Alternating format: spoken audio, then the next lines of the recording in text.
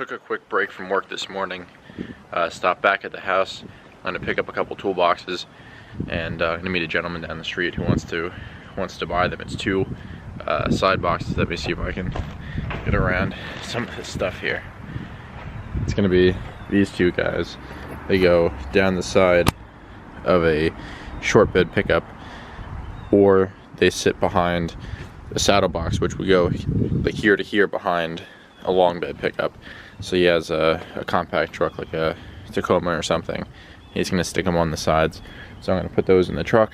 Then I have a couple other boxes to take pictures of, like those 3 chests. I have a guy who wants all of them. And we'll take some pictures in boxes, get other pictures sent out, and you take a picture of that box, and set up some times for other guys to come pick up their boxes.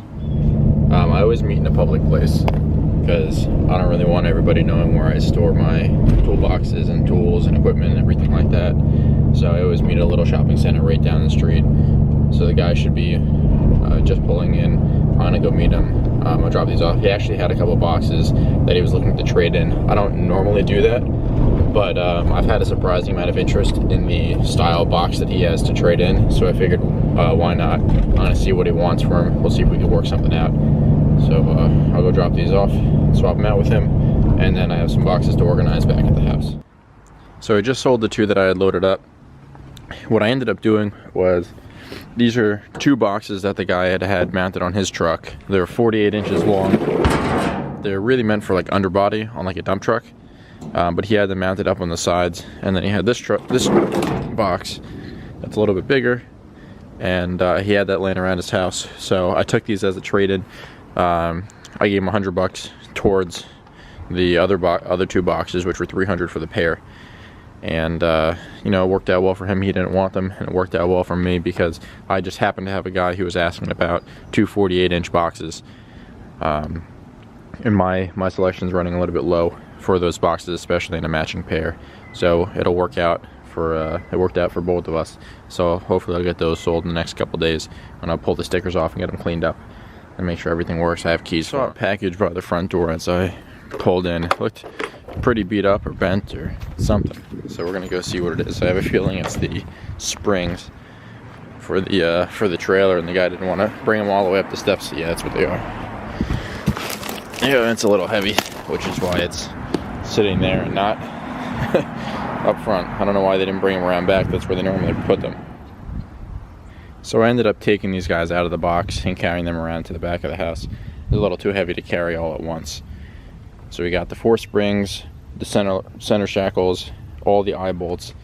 To be honest, it really wasn't packaged that well. That box was all torn up, and well, I'm missing a nut. Yep, might sound like a personal problem, but need to find the replacement for that. Everything else came really quick, and so I'm really happy. We got all the U-bolts, the spacer plates for the backer plates for the bottom of it. These go in, I think, up front, and the eye bolts. I'm not sure what goes in the center here. I believe I ordered that center bolt, but I'm gonna double check on that. I think these guys slide through the front for each one. So later on today or tomorrow, we'll get those put in. And cleaning boxes off all morning. I just loaded up 4 into the truck. Those are the ones that we picked up this morning that I need to take pictures of. So I happen to have about 6 identical of these. Let's see if you can see them. They're the double lid DZ boxes, flat black steel, the lighter duty ones, not the super expensive ones. I just happen to have 4 exactly the same ones. So the guy who's coming is gonna pick 3 out of the 4 which he likes the best. I have a total of maybe 6 of them. There are cheaper boxes. I usually try and just clearance them out. So it's nice that he wants 3 of them. He's gonna come with 2 of his buddies. They're each gonna take one for their trucks. I didn't get a whole lot of work done, by the way, today. Not really what I expected to do. Normally what I would do is take pictures of each box and know the condition, know which one has keys, everything like that. Take pictures of the model numbers. But since these boxes have been sitting here for a while, and we haven't really tried to sell any for maybe about 6 months, I don't really know off the top of my head what I have in inventory. and now they're all messed up.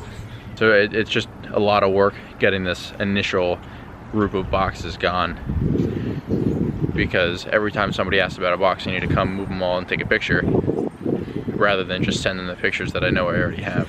So that's why I didn't get a whole lot of work done today. I still have guys doing work, but tomorrow will be much more of a work day. Today was kind of a toolbox day. I want to take the whole backhoe attachment off of this guy. I'm going to do new bushings down here. I popped the other side off before, and there's a brass insert that gets pressed in and out. I'm going to order 2 new ones of those. That cylinder is going to get taken off, and the bucket curl cylinder is going to get taken off. I don't need to take the whole backhoe off to do that, but I'd rather know how to do it, and I don't think this backhoe's ever been removed from the tractor, because I want to get some 3-point attachments for it, like brush hog, a York rake, a box blade, stuff like that, to be able to you know, make some extra money with the machine compared to what it just is now. So I want to know how to do that, and then I'm going to clean some of this up. My plan is to clean up in here a little bit, and I'm going to back the tractor in over here, and we'll set it on the ground, and that's where I'll leave it and be able to work on everything for a week or so. I'm gonna drop the hydraulics off at a local hydraulic shop, and they're gonna rebuild the cylinders, and I'll be able to grease everything on the inside. So yeah, let's get to it. I was planning on putting the machine in the garage before I went to meet the guy to sell the boxes, but I need to fold down the rollover bar, so that'll be done.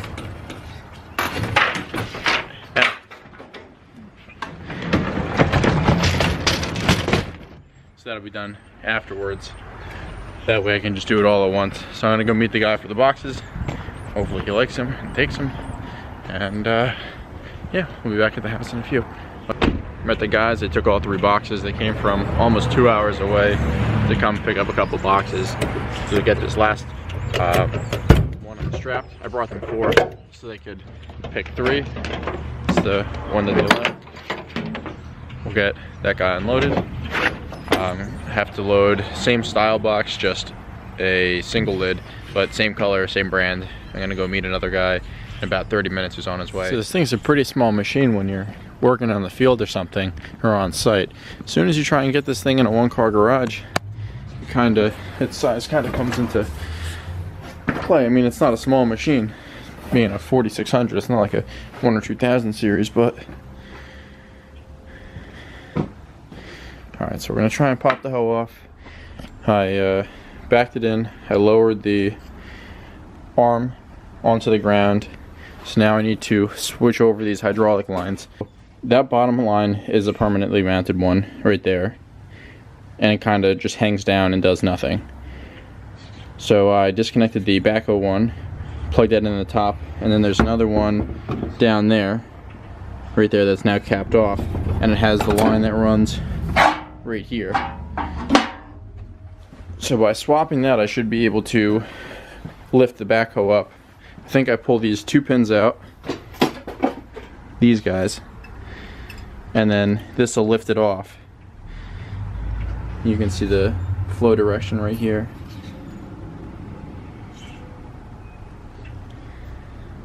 So I need to figure out what pins I need to pull first in order to remove it.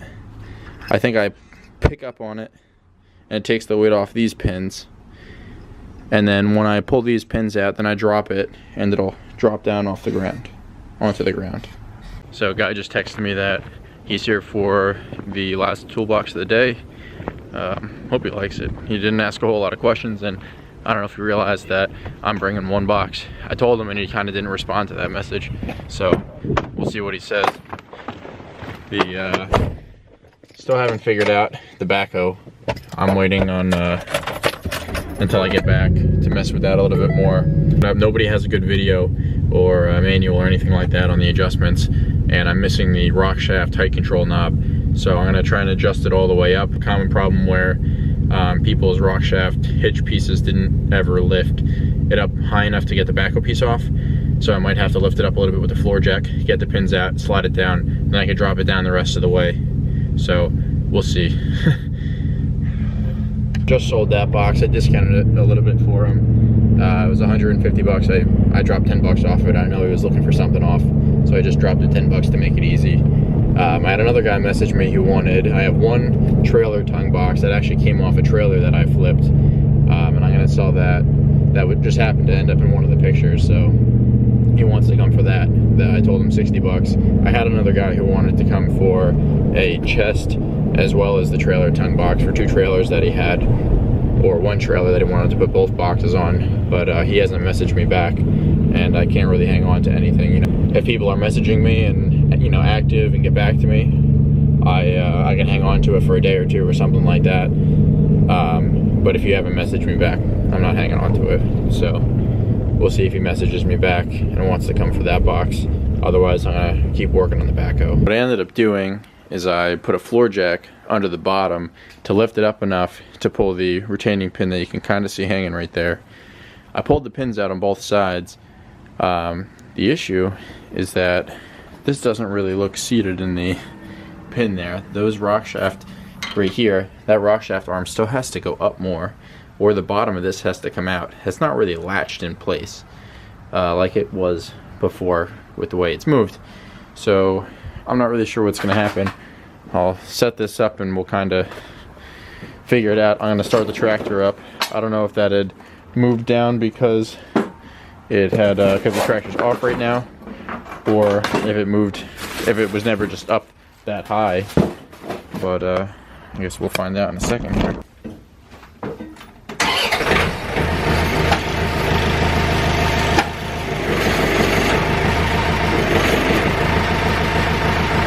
Not really sure what's going on with that. I'm gonna mess with it for a bit and we'll see what happens. So it seems like the rock shaft isn't going up or down at all. So what I did was I have the floor jack under it, and then I have it lifted off of the pins right there. And it really shouldn't be attached by anything. The hydraulic lines are off.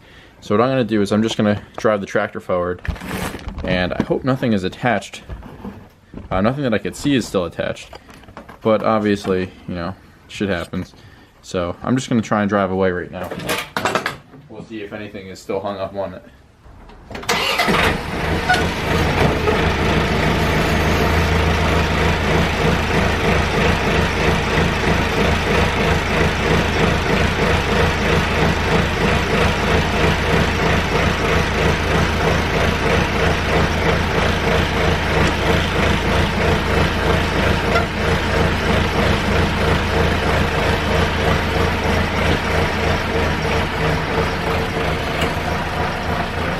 So that worked pretty well. The backhoe is disconnected.